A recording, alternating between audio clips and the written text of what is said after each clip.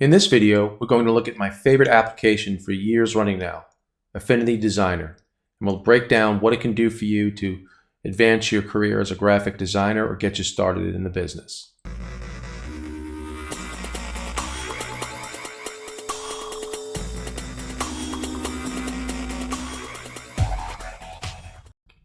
Welcome to Matt's Webcast, the home for serious creatives.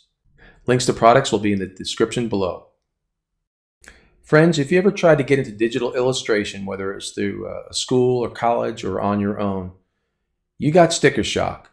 Chances are you looked at the #1 program out there, Adobe Illustrator, and unless you had a student discount, and even with a student discount, you went into some serious money before you could even get to know the program, see if you even liked it. The nearest competitor was CorelDRAW, and CorelDRAW followed Adobe a few years ago by becoming a software as service. That's a fancy way of saying you never own the software, you just keep renting it, and at a pretty penny. So affordability is a big part of going from hobbyist to semi-pro to professional. Fortunately, Affinity Designer came on the scene recently, and it is my favorite program, my #1 application. I use it every day. Affinity Designer does all the core functions that Adobe Illustrator does. In some cases, it does them better, and in some narrow cases, it doesn't do what Adobe Illustrator does. But Affinity Designer allows beginners and professionals alike to produce fine quality vector art as well as rasterized art. It uses pixelated aspects and vector mathematically drawn objects to create some stunning artwork. I use it on a daily basis to produce t-shirts, logos, graphics for my business, for my YouTube channel. I use it to do fine art illustrations of airplanes, and it has not failed me. So affordability, hands down, goes to Affinity Designer.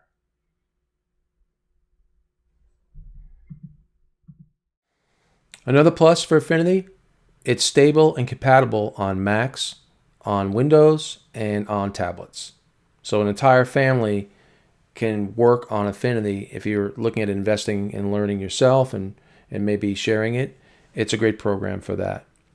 I have had no problems with bloatware slowing down my problem and having Affinity crash.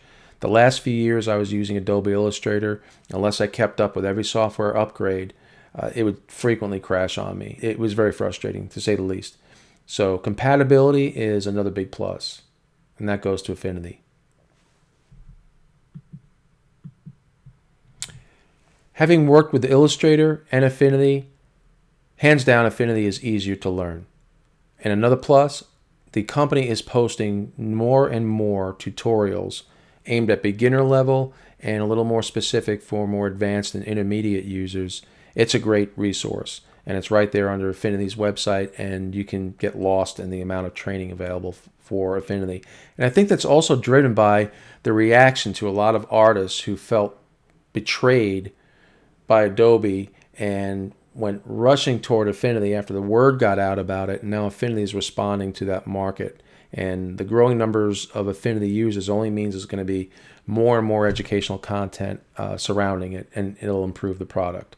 So not to badmouth Adobe. Adobe's a great product, but for the solopreneur creative just trying to get started, I think it's great that we now have competition, and we're the beneficiaries of that.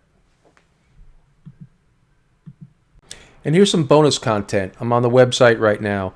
Serif, which is the parent company for Affinity, Serif is giving away 1.5 million free 90-day downloads of the Affinity apps as part of the campaign to support creative community affected by the pandemic. So if you've been suffering from lockdown and this is your year to scratch that itch and learn graphic design, you've got a great tool at no cost, and it'll be time well spent. 90 days, you can do a lot with this application. And if you're even more interested in this and you want to explore it further, please leave a comment down below. And if you'd like to see more about Affinity and the specific things you can do with it, I'll be glad to demonstrate that and point you in the right direction.